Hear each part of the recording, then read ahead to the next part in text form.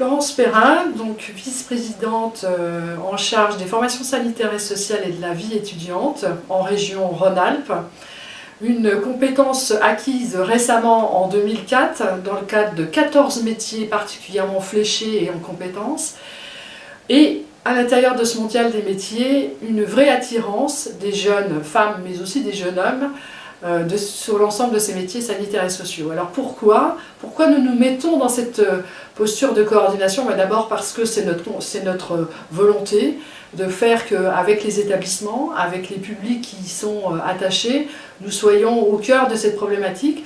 Nous savons tous que demain, la question des personnes âgées, la question de l'enfance, la question de la petite enfance et de la jeunesse est au cœur des préoccupations de nos concitoyens et des habitants de Rhône-Alpes.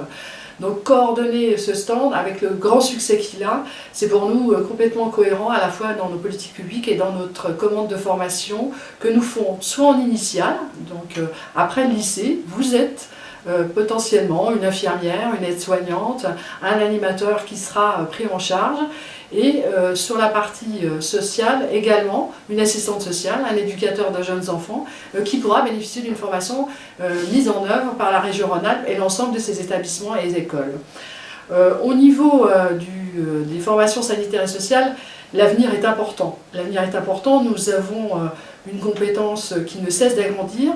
Nous avons récemment participé aux futures assises nationales du travail social qui posent la question sociale dans l'ensemble de notre société.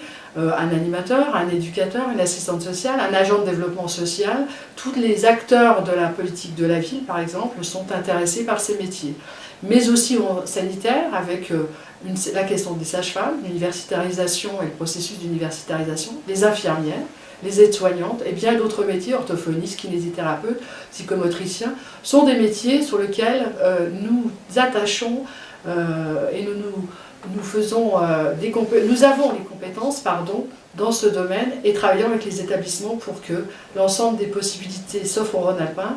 L'enjeu sociétal est fort. Vous vous doutez bien, avec sur la région Rhône-Alpes, des questions d'avenir sur, par exemple, des appartements intelligents auprès des personnes âgées, une relation avec l'hôpital différente, à distance, donc comment demain une infirmière répond à la question à distance, la problématique de santé des personnes âgées, comment nous maintenons à domicile celle-ci, avec processus de numérique fort importante. Donc tous ces enjeux, nous sommes dans la question de la santé bien sûr très présents, mais aussi en matière de formation pour l'avenir, complètement engagés pour nos habitants et puis pour la jeunesse qui globalement aime beaucoup les questions sanitaires et sociales.